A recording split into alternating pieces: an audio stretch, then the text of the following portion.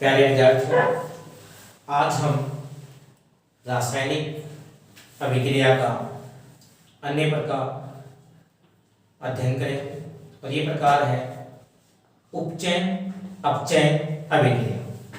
और ये जो रासायनिक अभिक्रिया का अपने कक्षा 10th के अनुसार बहुत ही महत्वपूर्ण है। बोर्ड की परीक्षा की दृष्टि से ये क्वेश्चन बहुत ही महत्वपूर्ण है, कई बार बोर्ड में पूछा गया है। अतः आप इसको ध्यानपूर्वक वीडियो को देखें और समझने का प्रयास करें कि उपचयन अपचयन अभिक्रिया किसे कहते हैं, इसकी परिभाषा क्या है, इसका उदाहरण क्या है। तो हम आज बात करते हैं उपचयन अपचयन अभिक्रिया।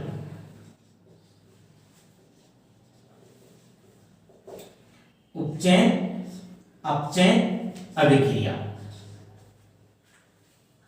देखिए, पहले हम बात करते हैं उपचयन अभिक्रिया की, इसकी उपचयन अभिक्रिया की। तो इसकी परिभाषा बात करें, किसकी? उपचयन अभिक्रिया। उपचयन बालकों, इसका एक अन्य नाम भी है जिसे कहते हैं ऑक्सीकरण अभिक्रिया। क्या कहते हैं? ऑक्सीकरण। किसका? उपचयन अभिक्रिया का अन्य नाम है ऑक्सीकरण अभिक्रिया। ऐसी रासायनिक अभिक्रिया, ऐसी रासायनिक अभिक्रिया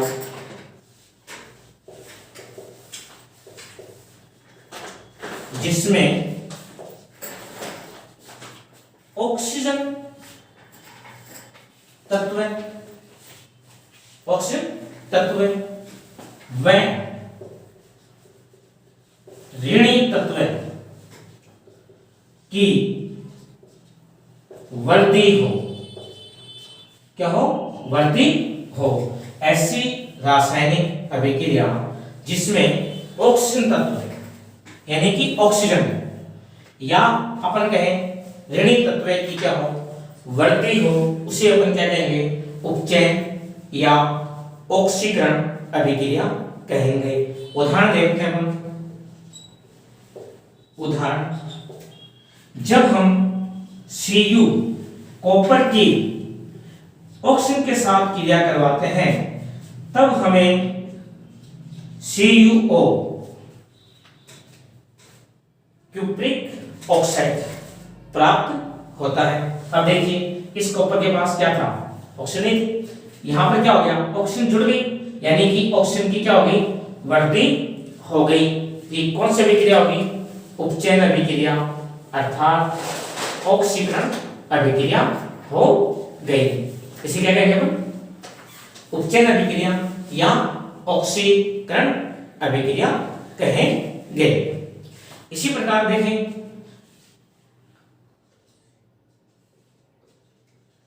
अपचयन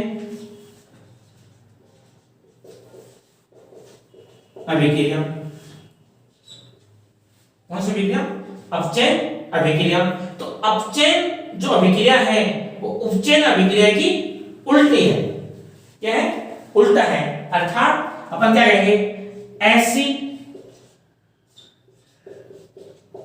रासायनिक अभिक्रिया जिसमें ऑक्सीजन तत्व है या यूं कहें ऋणी तत्व है, ऋणी तत्व की कमी हो। क्या हो? कमी हो। यहां पे क्या हो रही है? वृद्धि। यहां पे क्या हो रही है? कमी। तो इसे हम क्या कहेंगे? इसे हम क्या कहेंगे? अपचयन अभिक्रिया। जैसे एग्जाम्पल के रूप में देखें, CaCO3, इसको हमने यानी कि कैल्शियम कार्बोनेट का हमने अपघटन करवाया तो हमारे पास क्या बन गया? CaO plus CO2। अब देखो, यहां पर कैल्शियम के साथ ऑक्सीजन के कितने हैं? 3। अब कितने हैं यहां पर? 1 कमी हो गई। तो यह अभिक्रिया क्या होगी? अपने अपचयन अभिक्रिया हो गई। क्या हो गई? अपचयन अभिक्रिया। तो ये थी अपनी उपचयन अभिक्रिया और अपचयन अभिक्रिया। अब देखिए बालकों, कुछ ऐसी अभिक्रिया होती हैं जिसमें उपचयन और अपचयन दोनों ही क्रियाएं साथ साथ चलती हैं। ऐसी अभिक्रिया को क्या कहते हैं? ऐसी जो अभिक्रिया है उसे हम क्या कहेंगे? रेडॉक्स अभिक्रिया। और ये जो रेडॉक्स अभिक्रिया है, क्या है? रेडॉक्स अभिक्रिया। ये आपके बोर्ड की दृष्टि से बहुत ही ज्यादा महत्वपूर्ण है। हो सकता है इस बार बोर्ड की एग्जाम में 2 नंबर का क्वेश्चन आपसे पूछ लिया जाए कि रेडॉक्स अभिक्रिया किसे कहते हैं।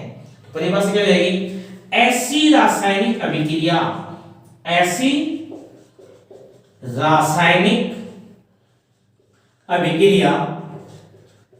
जिसमें उपचयन व अपचयन की क्रिया साथ साथ होती है, रेडॉक्स